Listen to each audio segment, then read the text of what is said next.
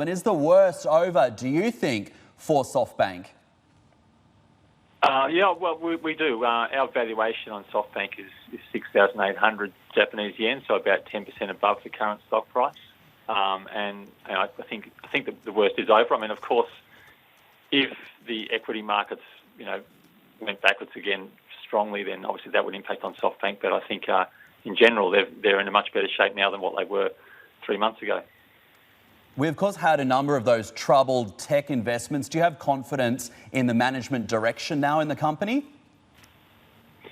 I think they've just really sort of clarified where they're going in some ways. So, we're looking at a business that's going to end up being pretty much the big stake in Alibaba, the Vision Fund, and then the sort of new fund that they've announced, which will be one to invest in public equities.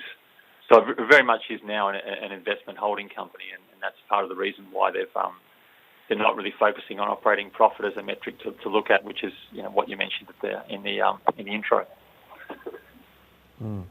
Dan, I wanted to ask you about the chip maker. Arjun was talking about this before, but Softbank also confirming now that it's looking for a full or partial sale of that business. Your thoughts on the options from here?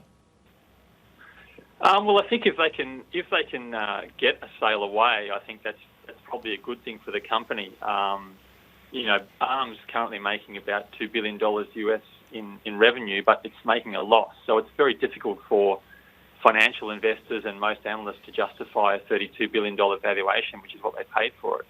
And until the financials turn around and they start making decent profits, I don't think they'll get credit for that sort of valuation for ARM in the Softbank stock price. So if they can monetize it now, then I think they should.